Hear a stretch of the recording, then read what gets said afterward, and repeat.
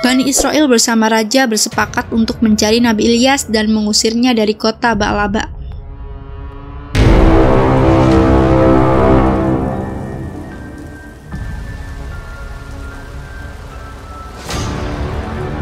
Bismillahirrahmanirrahim. Assalamualaikum warahmatullahi wabarakatuh.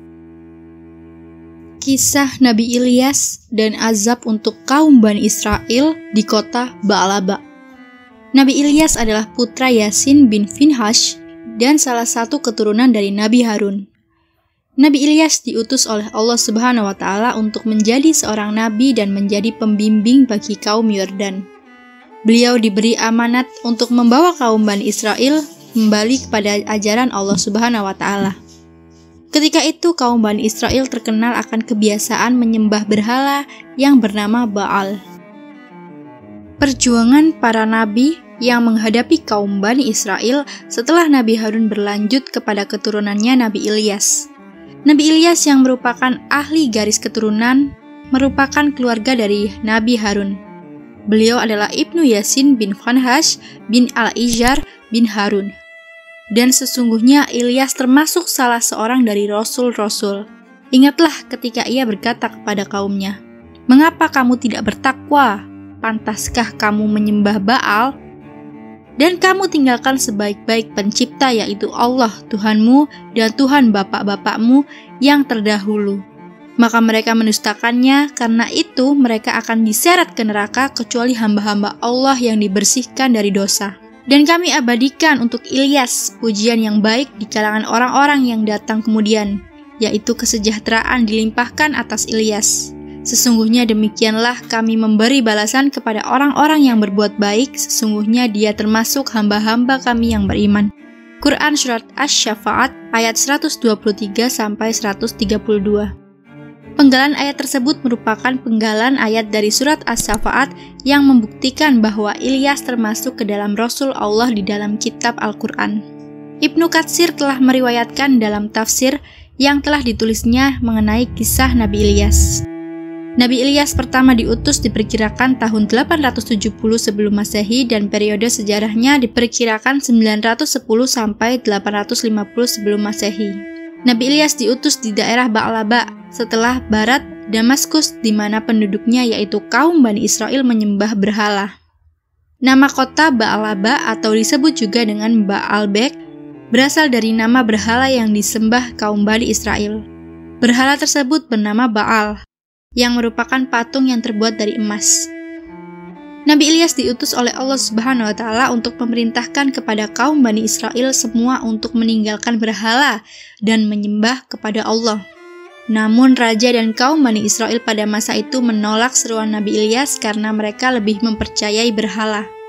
Mereka kemudian menantang kepada Tuhan yang disembah oleh Nabi Ilyas untuk mendatangkan bencana sebagai bukti bahwa Tuhan yang Nabi Ilyas sembah benar-benar ada. Kaum Bani Israel juga bersekongkol agar dapat mengusir Nabi Ilyas dengan melempari batu dan diancam akan dibunuh. Karena ancaman yang diberikan kaum Bani Israel, Nabi Ilyas terpaksa meninggalkan perkampungan itu dan berpindah-pindah tempat. Ia kemudian memutuskan bersembunyi di sebuah gua. Selama berada di dalam gua, Allah memberikan bantuan berupa burung gagak yang membawa makanan untuk dimakan oleh Nabi Ilyas. Kemudian bencana itu datang kepada kaum Bani Israel di kota Ba'laba. Bencana kekeringan telah merenggut nyawa dari penduduk satu demi satu. Bencana tersebut telah membawa kekacauan di kota Ba'laba. Binatang ternak pun ikut menjadi korban dalam bencana itu. Bani Israel meyakini bahwa bencana ini merupakan bencana yang ditimpakan Baal karena Nabi Ilyas telah berdakwah di kota tersebut. Bani Israel bersama raja bersepakat untuk mencari Nabi Ilyas dan mengusirnya dari kota Ba'laba. Pada suatu hari, persembunyian Nabi Ilyas diketahui oleh raja dan kaum Bani Israel. Nabi Ilyas merasa dalam bahaya, maka ia terpaksa berpindah tempat dengan menyusuri sungai. Nabi Ilyas lalu menemukan sebuah rumah terpencil, memberikan salam dan bertemulah ia dengan salah satu tuan rumah yang merupakan seorang perempuan. Nabi Ilyas meminta izin untuk bersembunyi di situ. Saat itu di rumah tersebut ada satu laki-laki dari anggota keluarga yang sedang sakit parah. Nabi Ilyas kemudian berdoa kepada Tuhan untuk menyembuhkan anggota keluarga yang sedang sakit itu, atas ucapan terima kasih karena telah diizinkan bersembunyi.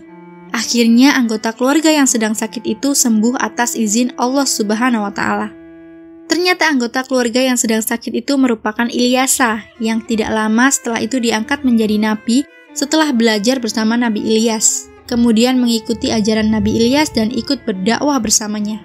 Setelah beberapa tahun, Nabi Ilyas dan Nabi Ilyasa melanjutkan dakwahnya kepada penduduk Ba'laba yang sudah mulai berputus asa terhadap bencana yang dialami kota tersebut karena berhala yang disembahnya tidak bisa menyembuhkan penderitaan kaum mereka.